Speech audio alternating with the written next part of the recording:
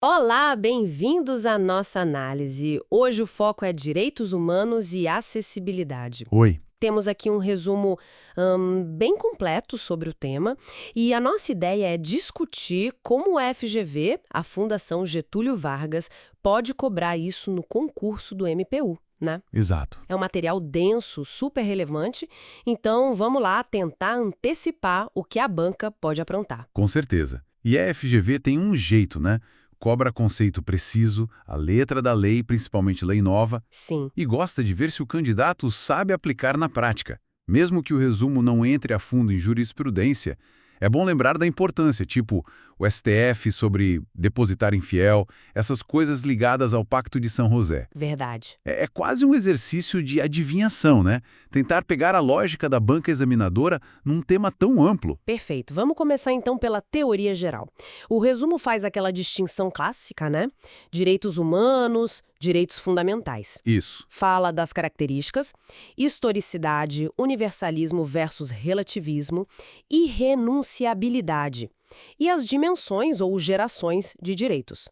Como é que a FGV pega essas classificações, tipo Gelenic, as dimensões? É mais teoria pura ou aplicação? Olha, a FGV gosta das duas coisas. Pode vir uma questão pedindo a diferença exata, DH no plano internacional, fundamentais aqui dentro na Constituição, Aham. mas ela também adora um caso hipotético para testar as características. Por exemplo, como a relatividade funciona num conflito de direitos, ou então identificar a qual dimensão pertence um direito específico. Entendi. E o ponto crucial, muito cobrado mesmo, é a hierarquia dos tratados de direitos humanos no Brasil. Aquilo do artigo 5º, parágrafo 2º e 3º da Constituição. Status de emenda ou supralegal, né? Exatamente. E isso puxa o controle de convencionalidade, que é assim, a obrigação do judiciário de checar se as nossas leis estão de acordo com os tratados de DH que o Brasil assinou. Certo. Então não é só decorar, tem que entender como um tratado, como o Pacto de São José que você citou, afeta as leis e decisões aqui, tipo a proibição da prisão do depositário infiel. Isso mesmo, é entender o impacto prático. E a própria Constituição, como entra na mira da FGV. O resumo menciona o catálogo aberto do artigo 5º, parágrafo 2º, a aplicabilidade imediata do parágrafo 1º, cláusulas pétreas Sim. e até o incidente de deslocamento de competência, o IDC. Esses são pontos clássicos da Constituição que a FGV pode explorar sim. O parágrafo 1º e o 2º do artigo 5º são bem frequentes. Certo. O IDC é mais raro, mas pode aparecer.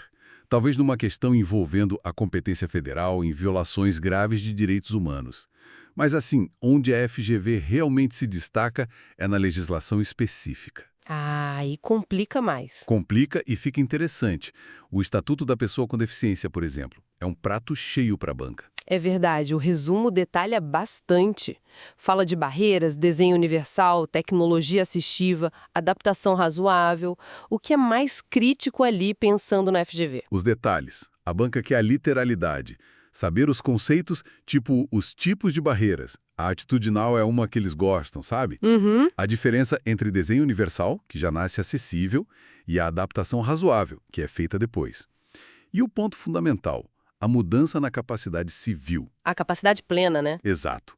A regra agora é a capacidade civil plena da pessoa com deficiência. Isso mexeu lá no Código Civil. A curatela ficou excepcional, mais para atos patrimoniais. E entrou a tomada de decisão apoiada. Isso. Que busca preservar a autonomia. E, claro, não podemos esquecer dos percentuais. Ah, os números, sempre eles. Pois é, 3% em moradia popular, 2% de vagas em estacionamento, 10% da frota de táxi acessível. A FGV adora cobrar esses números. É bom ter na ponta da língua. Memorizar percentual. Um clássico de concurso, né? E mudando um pouco o foco. Sobre grupos vulneráveis e temas mais atuais, o material aborda a Lei Maria da Penha, Sim. o novo protocolo Não é Não, que é bem recente, o Estatuto da Igualdade Racial e até a Agenda 2030. Como será que a FGV pega essas leis mais novas, como Não é Não? Lei nova é alvo certo. Da Maria da Penha, eles podem focar na natureza da ação penal, aquela questão da ação pública incondicionada na lesão corporal, que o STF decidiu. Certo. Ou detalhes das medidas protetivas de urgência. Do protocolo Não é Não, provavelmente os deveres dos estabelecimentos, sabe? E os direitos da mulher naquela situação. Faz sentido. Do Estatuto da Igualdade Racial, os conceitos de discriminação, as ações afirmativas, a proteção aos quilombolas. E a Agenda 2030, como é muito ampla, talvez cobrem mais a conexão geral com os direitos humanos, os objetivos gerais. Entendi. O importante é sempre conseguir conectar esses temas específicos com os princípios gerais, com os fundamentos dos direitos humanos. Tudo se conecta, né? É um universo bem grande de informações. Então, para quem está estudando para o MPU com foco na FGV, qual seria o grande recado dessa nossa conversa? Olha, o recado é profundidade e precisão. Não dá para ficar só no superficial. Certo. Tem que dominar os conceitos, tem que saber a letra da lei, especialmente dessas mais importantes e recentes, tipo o Estatuto da PCD, Não é Não. Aham. E o mais importante é entender como isso se aplica na prática e como os tribunais veem a questão. Mesmo que precise buscar um pouco além do resumo para isso. A FGV testa o conhecimento aplicado, sabe? Ótimo. É sobre conectar os pontos e sacar a lógica da banca mesmo. Exatamente. E isso até levanta uma questão interessante, para a gente pensar um pouco mais. Qual? Considerando o papel do MPU, né? Na defesa dos direitos difusos, coletivos, fiscalizando políticas públicas. Como será que a FGV poderia montar uma questão discursiva, por exemplo? Uma discursiva. Uma questão que pedisse para o candidato integrar, sei lá, o Plano Nacional de Direitos Humanos, o PNDH3, com os objetivos da Agenda 2030 e as garantias do Estatuto da Pessoa com Deficiência, Nossa. para propor uma solução concreta de inclusão social. Fica aí a provocação, né?